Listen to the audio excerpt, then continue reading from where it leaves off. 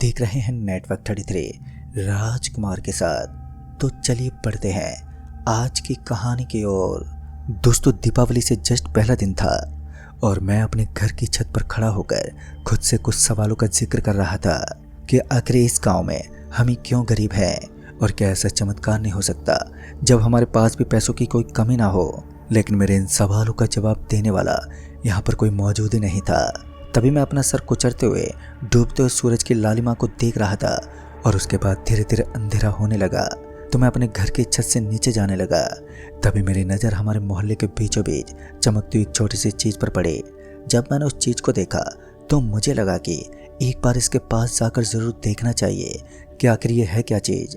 और उसके बाद जब मैं उस चीज़ के पास गया तो वहाँ एक बहुत ही छोटी सी संदूक रखी हुई थी जिसके ऊपर लाल रंग का कुछ चमक रहा था। जब मैंने उस संदूक को खोला तो उसके अंदर उर्दू में कुछ लिखा हुआ था। कुछ दिनों पहले ही मैंने भी उर्दू का एक छोटा सा कोर्स किया था जिस वजह से मैं उस भाषा को समझ पाया। दरअसल उसके अंदर लिखा हुआ था, अगर पैसों की कमी हो तो दीपावली के उत्सव पर गांव के बाहर नजर आने वाली पुरानी हवेली के पास गन्ने की एक पुरानी दुकान है, वहां से आपकी मदद की जा सकती है। आपको बस ये चिट्ठी दिखानी है और ध्यान रहे रात के 11 बजने के बाद ही आप उस जगह पर जाएं।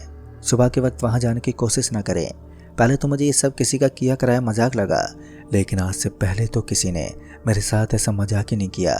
फिर जब मैंने उस संदूक के अंदर और गहराई से देखा तो उसके अंदर एक चाबी रखी हुई थी और उस चाबी को देखकर ऐसा लग रहा था मानो ये चाबी सालों से इसी संदूक के अंदर पड़ी है। और मैं उसे निकालने लगा, लेकिन वो लोहे की जंग से वो जाम हो गई थी। अभी तक पूरे तरीके से अंधेरा भी नहीं हुआ था, जिस वजह से मैं उस संदूक को लेकर छुपते छुपाते अपने कमरे में ले गया और उसे अपने बिस्तर के नीचे रख दिया। पता नहीं क्यों, लेकिन उस संदूक को देखकर बार बार मुझे अजीब सा लग रहा था। बाद में मैंने उसे वहां छुपा दिया और अपने घर वालों के साथ बैठकर इधर उधर की बातें करने लगा। लेकिन अंततः बात आकर वहीं अटक जाती कि दीपावली के इस महाउत्सव पर हमारे पास पैसों की कुछ ज़्यादा ही कमी चल रही है और इस कमी को दूर करना अब पापा के बस में नहीं था, क्योंकि पापा काफ़ी दिनों से बीमार चल रहे थे। ऊपर से उनका खर्चा उठाना और साथ ही परिवार का भी काफ़ी मुश्किल हो रहा था। फिर मुझे लगा कि जो एक बार जाकर मुझे उस पुरानी हवेली के पास देखना चाहिए कि मेरे साथ मजाक कौन कर रहा है और कहीं ये सब बातें हकीकत तो नहीं है। फिर मैंने ठान लिया कि अब चाहे कुछ भी हो जाए मैं एक बार जाकर ज़रूर देखूंगा कि आखिर इतना गंदा मजाक कौन कर रहा है। मैंने दिमाग में इन सब बातों को ठान ही लिया था तो मैं भी अपने आप को नहीं रोक पाया। धीरे धीरे इन दोनों सर्दियों का माहौल कुछ ज़्यादा ही चल रहा था, तो ठंड के इस जमावड़े को छेड़ते हुए अपने घर से बाहर निकलना भी बहुत ही मुश्किल था। मगर मुश्किलों के इस पहाड़ को छिन्न भिन्न करना भी मेरे कर्तव्य से बन गया था। मैं उसी वक्त अपने घर से निकल गया, क्योंकि सारे घर वाले अब गहरी नींद का लुत्फ ले रहे थे और पूरा गांव सन्नाटे में था। फिर मुझे याद आया कि आज तो चंद्र ग्रहण है और चंद्र ग्रहण के वक्त घर से बाहर निकलना शुभ नहीं माना जाता। मगर अब ये सब बातें मेरे लिए बेतुकी बन चुकी थी। चंद्र ग्रहण का समय निकट आ रहा था और करीबन आधे घंटे तक चंद्र ग्रहण चलने वाला था। लेकिन अभी वो वक्त नहीं था जब चंद्र ग्रहण बेहद करीब हो, और वैसे भी मुझे चंद्र ग्रहण जैसी चीज़ों से कोई फर्क ही नहीं पड़ता था। लिहाजा मैं निकल पड़ा अपने घर से। हमारे गांव की वो पुरानी हवेली जिसके बारे में उस चिट्ठी में जिक्र किया गया था, वो हवेली मेरे गांव से करीबन आधा किलोमीटर दूर थी, जो ज़्यादा दूर नहीं थी। मगर गांव के कुछ लोगों ने उस हवेली के प्रति कुछ बनावटी बातें बनाई थी जिन पर मैंने आज तक विश्वास ही नहीं किया। अभी मैं उस हवेली की ओर बढ़ ही रहा था कि मेरी नज़र सुमन के घर की तरफ गई। सुमन जो उन दोनों मेरी काफ़ी अच्छी दोस्त थी और मैं उसे अपने बारे में सारी बातें बयां करता था। सुमन ने मुझे हाथ से इशारा करते हुए कहा, इतनी रात को कहाँ जा रहे हो? तो मैंने उसे चुप रहने का इशारा किया और चुपचाप कदमों को धीरे धीरे रखते हुए वहाँ से निकल गया। इतनी रात को वो टॉयलेट करने के लिए घर से बाहर निकली होगी और यही सोचकर मैं वापस चल पड़ा। चंद्र ग्रहण होने की वजह से पूरा का पूरा गांव एकदम सन्नाटे में जी रहा था। गांव के अंदर जोरदार सन्नाटा पसरने के साथ साथ खामोशी बिछी हुई थी। कीड़ों की चिल्लाने की आवाज़ तो आ रही थी, लेकिन मेरे पैरों की ध्वनि इस सन्नाटे को चीरने की नाकाम कोशिश कर रही थी। करीबन 7 मिनट के बाद जब मैं उस हवेली के एकदम करीब पहुंचा तो मैंने देखा कि वहाँ कोई राशन की दुकान खोलकर बैठा है और एक बल्ब के नीचे कुछ लोग इकट्ठा हुए बैठे हैं। उन लोगों के पास जाने से पहले मुझे थोड़ा अजीब लगा तो मैं वहीं पर खड़ा रहा और उसके बाद सोचने लगा कि अब क्या किया जाए। फिर मैं कुछ देर रुककर उन्हें घूरने लगा। फिर मैंने देखा कि वो सभी धीरे धीरे कुछ सामान लेकर वहां से निकल रहे थे और ऐसा लग रहा था मानो उनका काम पूरा हो गया है। पहले तो मुझे लगा वहां सब कुछ राशन के लिए बिकता है। बाद में मैंने सोचा कि अब मुझे जाकर देखना ही चाहिए कि यहाँ पर चल क्या रहा है, और उसी वक्त मैं उन सभी के पास चला गया। मेरे जाते ही वो सभी एक साथ मेरी ओर देखने लगे, मानो मैं उनके सामने कोई परिंदा बनकर खड़ा हूँ। काफी देर तक तो वो मुझे देखते रहे और फिर सभी के सभी उस दुकान के सामान लेने में जुट गए। उनकी हरकतें थोड़ी हैरान कर देने वाली थी। मैंने अपनी जेब से उस छोटे से संदूक को बाहर निकाला और उस दुकानदार को दिखाया।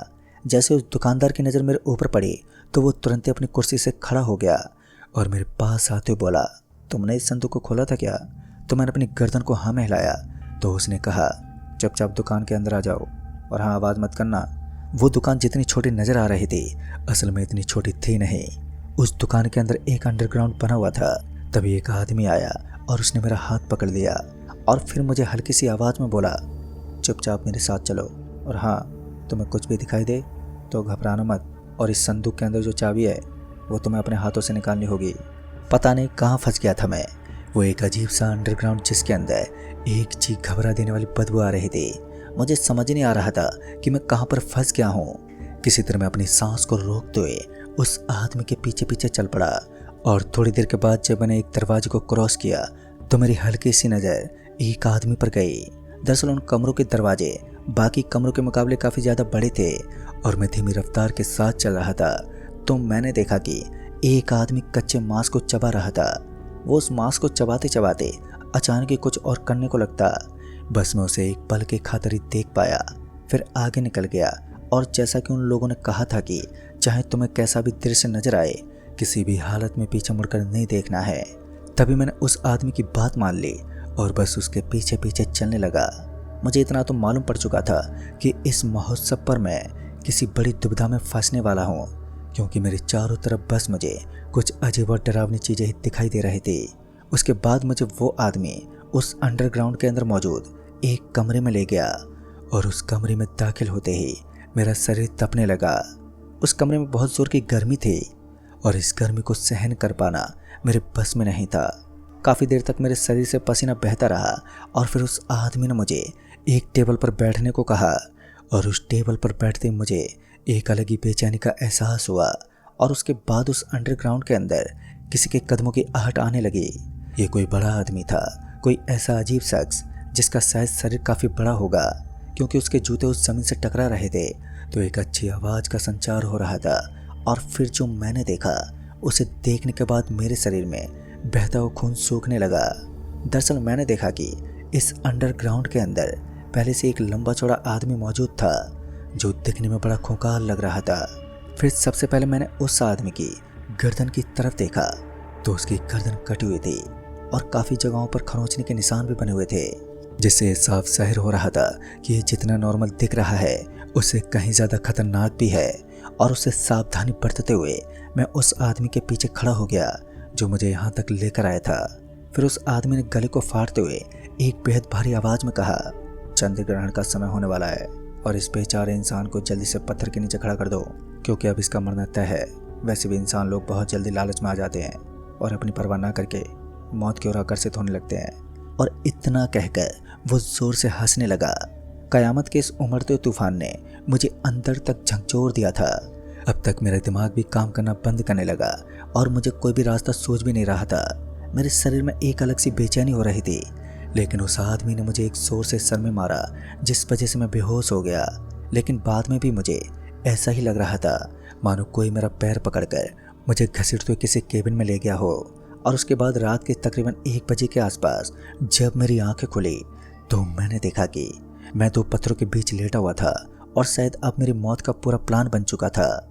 मेरे बगल में एक आदमी खड़ा था जिसके हाथ में धारदार चाकू दिखाई दे रहा था और उस आदमी का वो रूप शायद मेरी मौत निश्चित करने वाला था।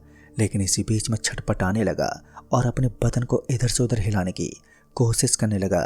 और जब मैंने ठीक से गौर किया तो मैंने देखा कि उस पुरानी हवेली के पास पीछे की तरफ जो एक कच्चा रास्ता बना हुआ था उसके जस्ट बगल में एक कुआं भी था और मुझे उसी कुएं के पास मौत के दरवाजे तक पहुंचाया जा रहा था। लेकिन इसी बीच शायद मेरी किस्मत ने मेरा साथ दिया और वहां से एक बाइक वाला गुजरने लगा। मुझे नहीं मालूम कि वो बाइक वाला शख्स कौन था, लेकिन जब मैंने उन प्रेतों के चेहरों को देखा तो मैं बेहोश हो गया। और फिर जब दोबारा मेरी आँख खुली तो मैंने पाया कि मैं अपने घर पर लेटा हुआ हूँ और इस बार मैं सही सलामत हूँ। दीपावली के उस दिन मेरी जान तो बच गई, लेकिन हमेशा के लिए एक डरावनी तस्वीर मेरे दिल को आज भी अंदर से झकझोर देती है। दोस्तों, दिवाली के उस दिन को मैं आज भी नहीं भुला पाया। लेकिन एक वक्त ऐसा भी आया जब मैं अपने पैरों पर खड़ा होने के साथ साथ अपने शहर का सबसे बड़ा आदमी भी साबित हुआ। आज मेरे पास पैसों की कोई कमी नहीं है, लेकिन दीपावली के दिन आते ही वो घटना मेरे दिमाग में किसी मूवी की तरह घूमती है, मानो मैंने किसी डरावनी फिल्म को देख लिया हो और आज भी मेरे दिमाग और दिल में उसी का खौफ बसा हुआ है। तो दोस्तों, इस कहानी में बस इतना ही। कहानी आपको पसंद आई हो तो वीडियो को लाइक शेयर जरूर कर दें और साथ ही हमें नीचे कमेंट बॉक्स में जरूर बताएं। तो मैं आपका दोस्त राजकुमार जल्दी ही मिलूंगा ऐसी एक और नई कहानी के साथ। तब तक के लिए बाय एंड टेक केयर।